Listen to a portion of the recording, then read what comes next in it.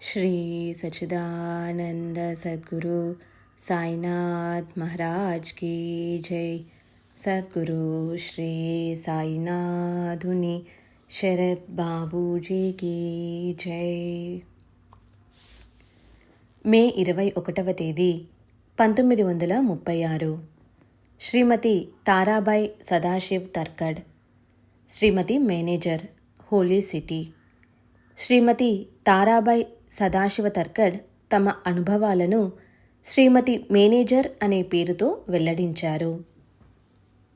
శ్రీ సాయిబాబాను వర్ణించడం కానీ, వారితో మా అనుబంధాన్ని వివరించడం కానీ అంత సులభం కాదు. బాబాకు సంబంధించిన కొన్ని విషయాలను మాత్రం ముచ్చటించుకుందాం. ఒకసారి మా పాపకు 15 నెలలప్పుడు జబ్బు చేసింది. మా పాప అనారోగ్యం గురించే బాధపడసాగాను. ఆ సమయంలో మా వారి సోదరుడు షిరిడీ నుండి వచ్చి శ్రీ సాయిబాబా మహిమల గురించి గొప్పగా చెప్పాడు. అప్పుడు పాప కోలుకుంటే పాపను తీసుకుని షిరిడీ వెళ్ళి బాబాను దర్శించుకుంటానని మొక్కుకున్నాను. పాప జబ్బు నయమైంది. వెంటనే మొక్కు చెల్లించడానికి షిరిడీ వెళ్ళాము.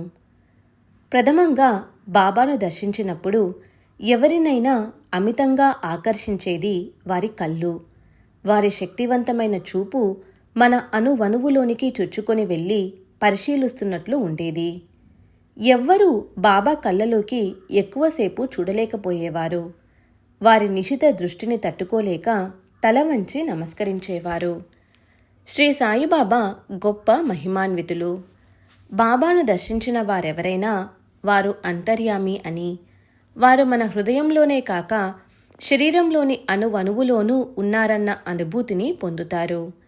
బాబా మాట్లాడే కొద్దీ మాటలు, సంజ్ఞల బట్టి భూత భవిష్యత్ వర్తమానాలు తెలిసిన సర్వజ్ఞులని భక్తులు తెలుసుకుంటారు.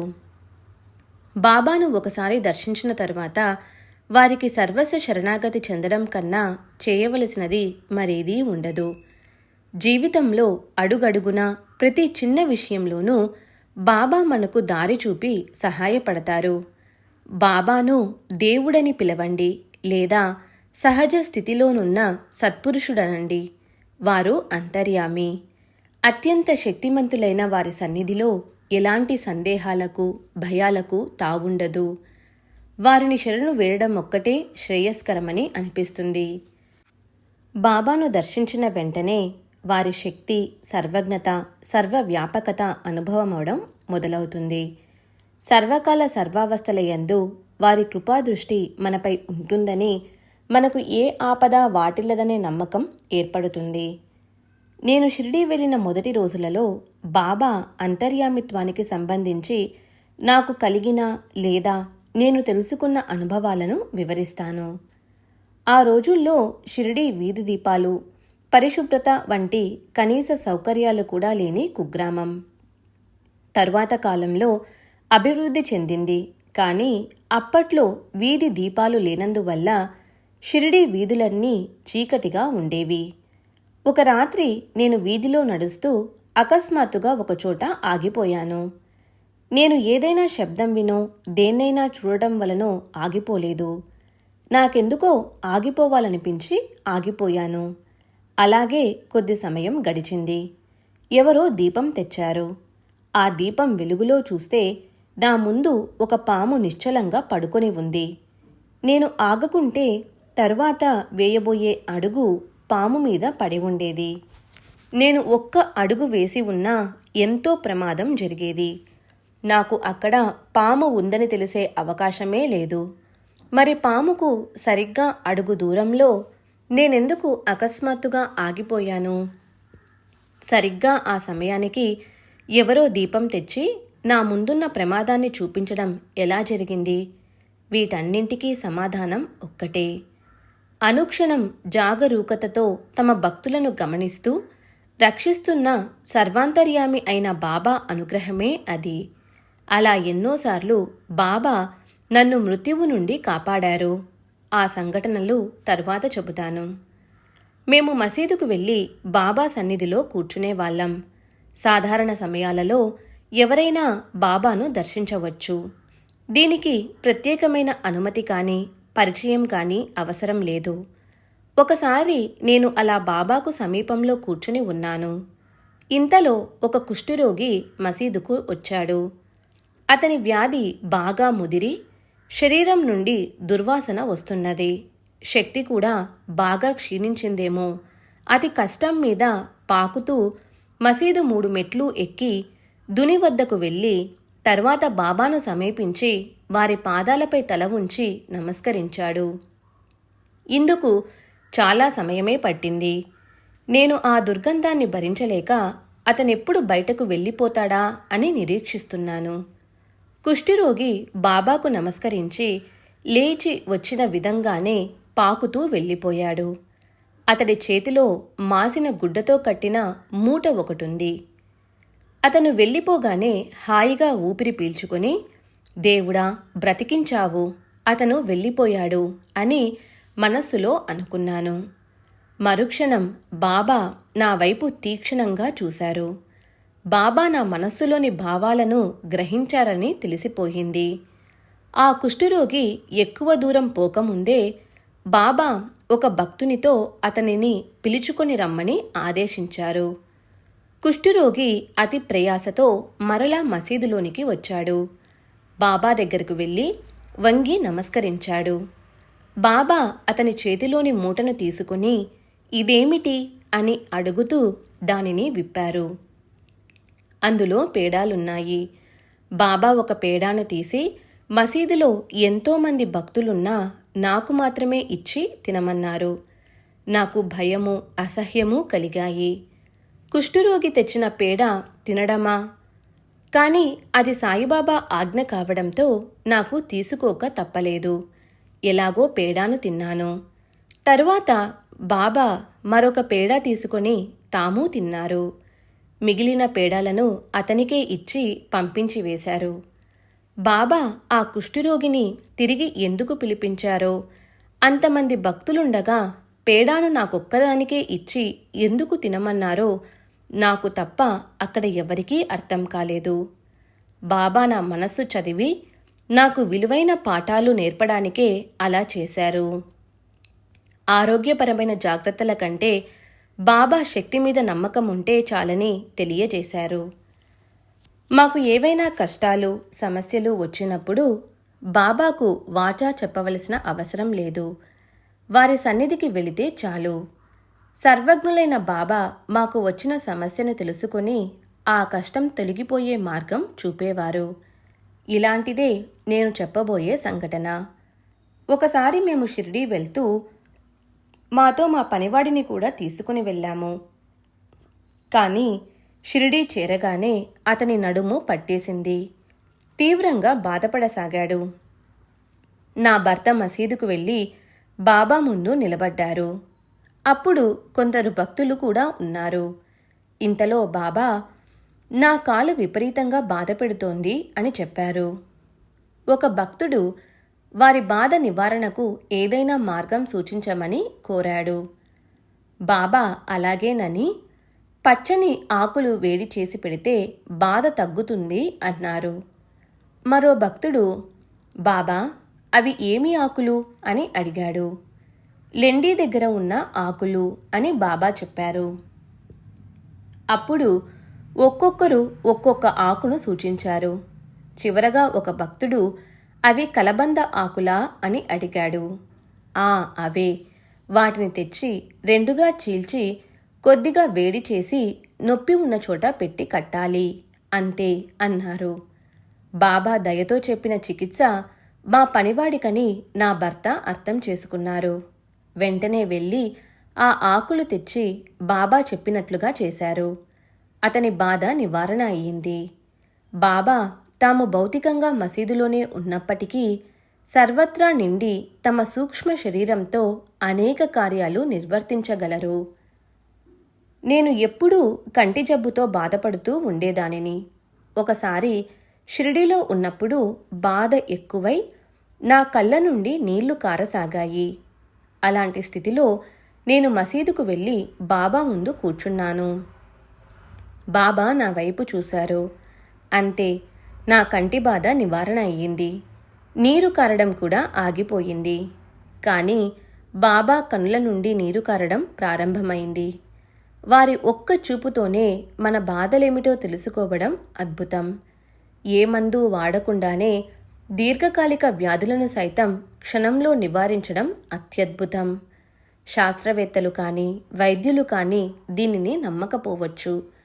ఇది కేవలం నా స్వానుభవమే కాదు, ఎందరో భక్తుల అనుభవం కూడా. అంతేగాక బాబా సంకల్ప మాత్రాన భక్తుల రోగాలను తాము స్వీకరించి నివారించడం మరో అసాధారణ ప్రక్రియ.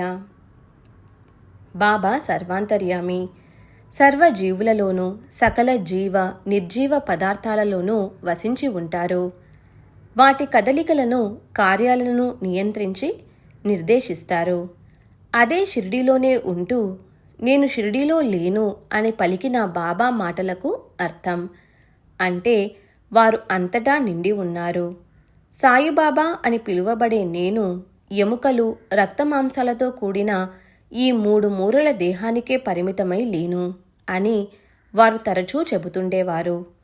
కుక్క, పిల్లి, పంది మొదలైన సర్వ జంతుజాలంలోనూ సర్వ మానవులలోనూ వారు వసించి ఉంటారు.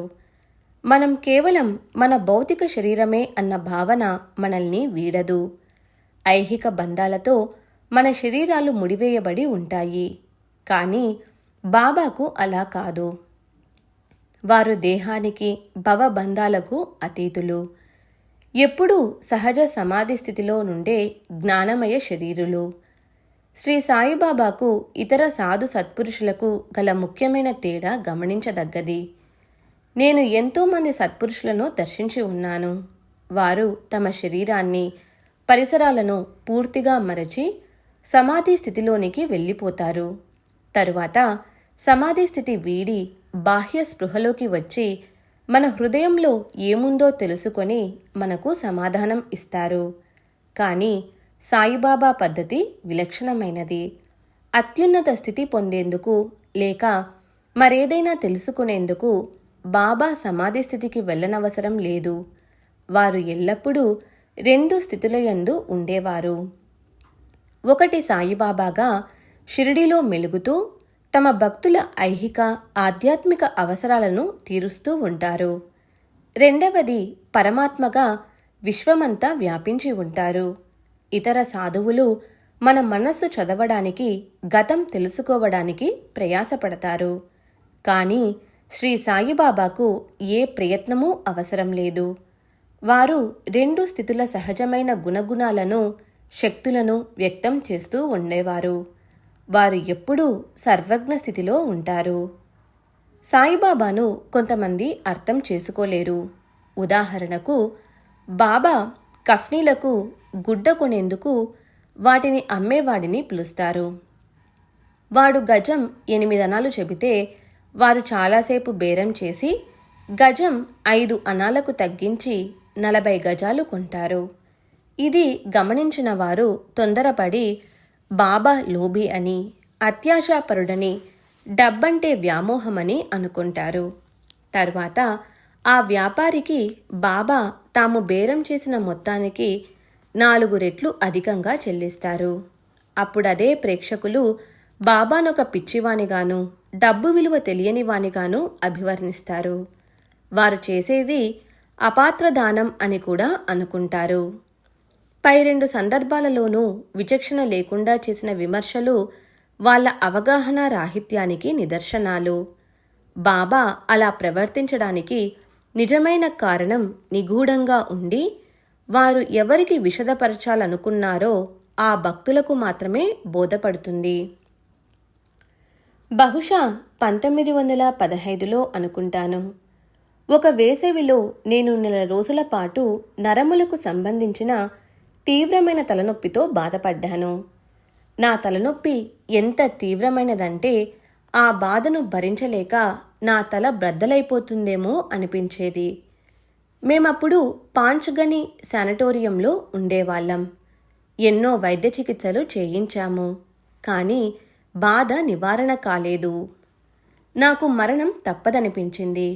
దాంతో బాబా పాదాల చెంత మరణించడం ఉత్తమమనిపించి షిరిడీకి వెళదామని నిశ్చయించుకున్నాను.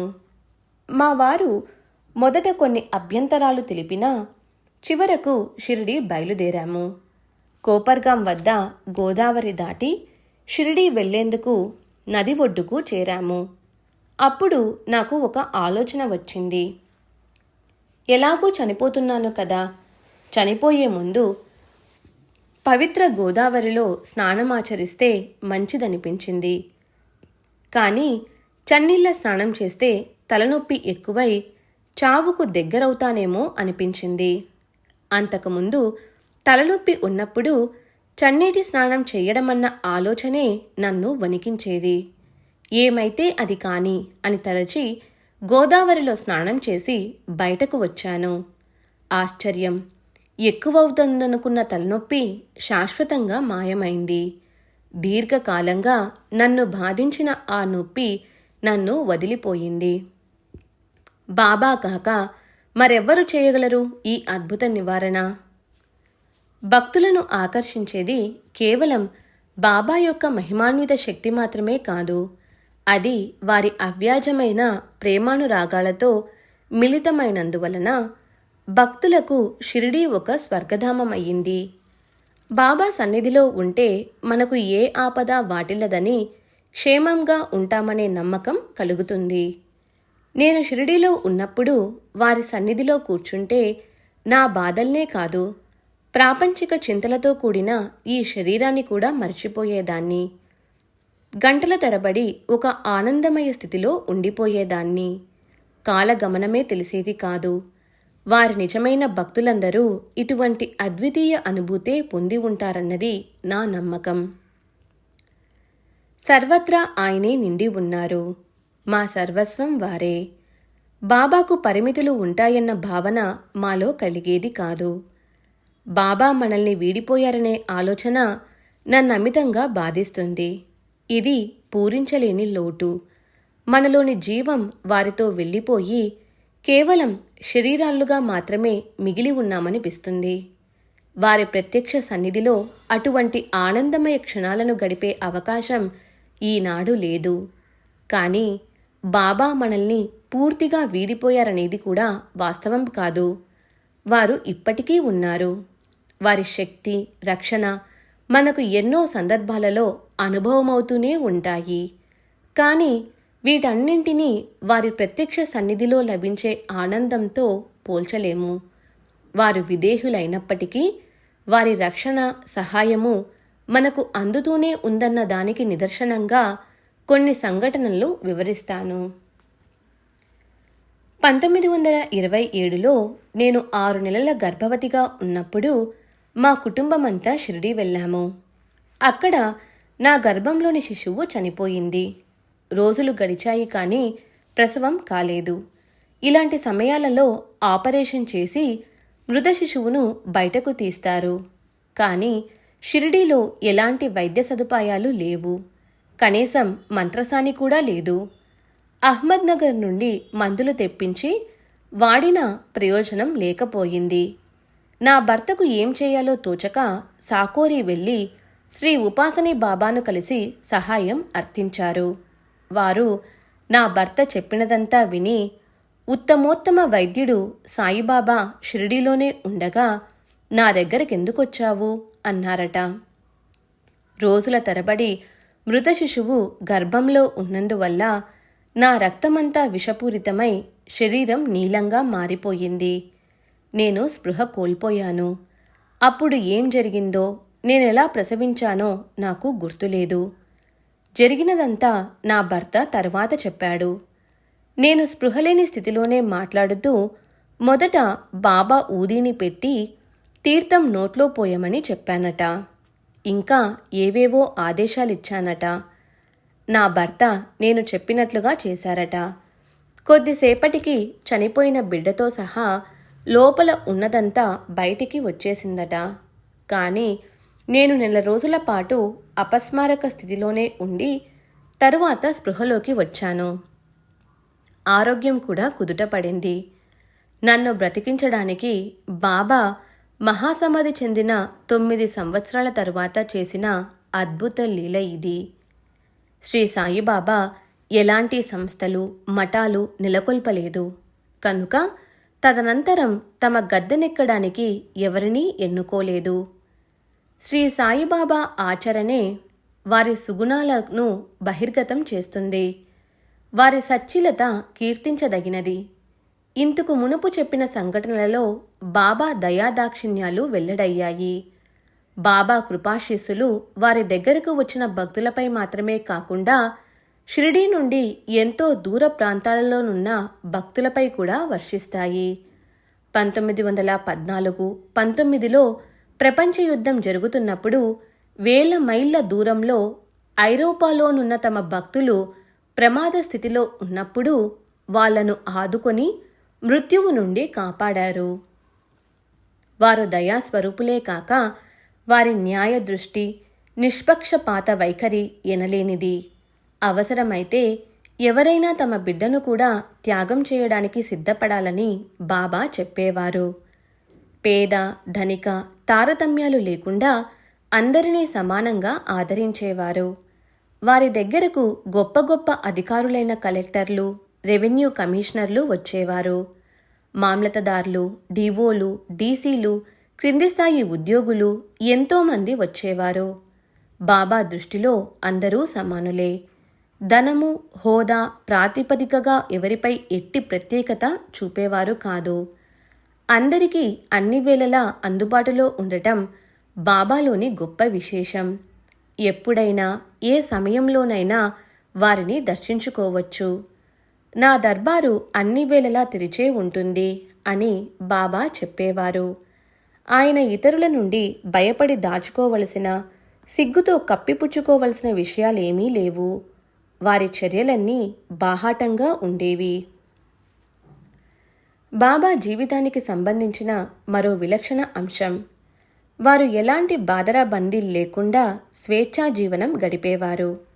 బాబా నిర్వహించడానికి ఎలాంటి సంస్థలు మఠాలు లేవు. సంరక్షించుకోవడానికి ఎలాంటి ఆస్తులు లేవు. భిక్ష చేసి నిరాడంబరంగా జీవించేవారు. వారు ప్రతిదినం భక్తుల నుండి దక్షిణలు స్వీకరించేవారు. కానీ ఆ మొత్తాన్ని భక్తులకే పంచిపెట్టేవారు. బాబా సశరీరులుగా ఉన్న చివరి 9 సంవత్సరాలు తాత్యాకు, బడే బాబాకు ప్రతిరోజు 110 రూపాయలు ఇచ్చేవారు. బాబా సమాధి చెందినప్పుడు వారి జోబులో తమ అంత్యక్రియలకు అవసరమైనంత డబ్బు మాత్రమే మిగిలి ఉంది. వారి మనోనిగ్రహము, వైరాగ్యము చెప్పుకోదగినవి. జిహ్వా చాపల్యంతో సహా ఇంద్రియాలన్నీ వారి అధీనంలో ఉండేవి. వారికి ఏ విషయం పట్ల మమకారం ఉన్నట్లు ఎవరూ గమనించలేదు.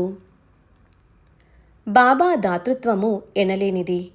వారు ప్రతిదినం భక్తులకు 110 రూపాయల వరకు ఇవ్వడమే కాక వారికి సమర్పించిన కానుకలను కూడా పంచేసేవారు. కొందరు వారు ప్రతిదినం పంచే మొత్తం 300 రూపాయలు అంటారు. కానీ అది వాస్తవం కాదు. వారి కీర్తిని తెలియజేసేందుకు ఇటువంటి అతిశయోక్తులు అవసరం లేదు. బాబా గొప్పతనం చాటేందుకు వాస్తవ విషయాలే చాలు. ఫకీర్లు, భజన బృందాలు బాబాను దర్శించినప్పుడు వాళ్లకు ధారాళంగా డబ్బు, బహుమతులు ఇచ్చి పంపేవారు. బాబా ప్రసాదించే ఆధ్యాత్మిక ప్రగతి, వారు బోధించే పద్ధతి ఇతరులకు తెలియనిచ్చేవారు కాదు. భగవంతుని గురించి వారు అరుదుగా మాట్లాడేవారు. ఆ సందర్భంలో భక్తిభావంతో ఆర్తిగా ఒక భగవద్భక్తుని వలె పలికేవారు. వారు ఆధ్యాత్మిక సాధనలు చేసినట్లుగా ఎవరూ చూసి ఎరుగరు. ప్రతి ఉదయం దుని దగ్గర కూర్చొని చేతులు వ్రేళ్లు తిప్పుతూ ఏవేవో సంజ్ఞలు చేస్తూ హక్ అని మాత్రం ఉచ్చరిస్తూ ఉండేవారు. ఆ సంజ్ఞలు ఎవరికీ అర్థమయ్యేవి కావు. పవిత్రత, శక్తి, నియమ పాలన, వైరాగ్యం ఎప్పుడూ వారిలో కనిపించేవి. బాబా ఎప్పుడూ భిక్షాటనతోనే జీవించారు. వారు అనారోగ్యంతో ఉన్నప్పుడు కూడా భిక్షాటన మానేవారు కాదు. బాబా ప్రతిదినం ఎప్పుడూ వెళ్ళే కొన్ని ఇండ్లకు మాత్రమే వెళ్ళి పరిమితంగానే భిక్ష తీసుకునేవారు. భిక్ష ద్వారా వచ్చిన పదార్థాలలో కొంత తిని మిగతా పదార్థాలను పంచిపెట్టేసేవారు. బాబా సాధారణంగా మాట్లాడిన మాటలను అర్థరహితాలని కొందరు వ్యాఖ్యానిస్తారు. వాళ్ళ భావన ఆ విధంగా ఉంది కాబట్టి, పైగా ఆ మాటలు వాళ్ళను ఉద్దేశించినవి కాదు కాబట్టి వాళ్లకు అవి నిస్సందేహంగా అర్ధరహితాలే అవుతాయి. ఎవరి శ్రేయస్సు కోసం బాబా ఆ మాటలు పలికారో వాళ్ళు మాత్రమే మాటలలోని మర్మాన్ని అర్థం చేసుకుంటారు. జయామణి జైసా భావ తయా తైసా అనుభవ. ఏ భావంతో మనం బాబాను దర్శిస్తామో అదే విధమైన అనుభవాన్ని మనకు వారు కలుగజేస్తారన్నదే దీని భావం. బాబా తమకెలాంటి సుఖాలు సౌకర్యాలు ఏర్పాటు చేయమని అడిగేవారు కాదు. బాబా ఉంటున్న మసీదు మొదట్లో శిథిలమై పాడుబడి పడిపోయేటట్లు ఉండేది. భక్తులు దానిని మరమ్మత్తు చేయదలచి బాబా అనుమతి అడిగారు. బాబా ఒప్పుకోలేదు. కానీ భక్తులు పట్టుబట్టి బాబా చావడిలో నిద్రించే రాత్రి వేళల్లో మసీదు మరమ్మతులు పూర్తి చేశారు. షిరిడీలో మేము ఉపాసనీ బాబానే కాక మరెందరో మహాత్ములను కలిశాము. షిరిడీలో రాధాకృష్ణ ఆయి అను బ్రాహ్మణ వితంతువు బాబా సేవ చేసుకుంటూ గడిపేది. బాబా ఆరతికి కావలసిన ఏర్పాట్లు చూసుకునేది. ఆమె వివిధ వస్తువులను తెమ్మని భక్తులను పురమాయించేది. ఆమెను అందరూ ఎంతో గౌరవభావంతో చూసేవారు. 1915 ప్రాంతంలో మేము షిరిడీ వెళ్ళినప్పుడు సాయిబాబా మమ్మల్ని ఆయి ఇంటికి వెళ్ళమని ఆదేశించారు. అలాగే మేము వెళ్ళి వసతి కల్పించమని ఆమెను అడిగాము. కానీ ఆమె తాను చెప్పిన పనులన్నీ చేస్తానంటేనే వసతి కల్పిస్తానని షరతు పెట్టింది. నేను అందుకు అంగీకరించి ఆమె చెప్పిన పనులన్నీ చేసేదానిని. ఆయికి కొన్ని దివ్యశక్తులుండేవి. ఎదుటివారి మనస్సు చదవగలిగేది. ఆమె నా గత చరిత్రంతా పూసగుచ్చినట్లు చెప్పింది. ఎప్పుడైనా బాబా తమకు ఫలానా వంటకం కావాలని అసాధారణ సందేశం పంపినప్పుడు ఆమె ఆ వంటకాన్ని సిద్ధంగా ఉంచి వెంటనే ఇచ్చి పంపేది. నాకేదైనా సందేశం వచ్చినప్పుడు నా మనస్సు చదివి నేనివ్వదలిచిన సమాధానాన్ని ముందే ఆమె చెప్పేది.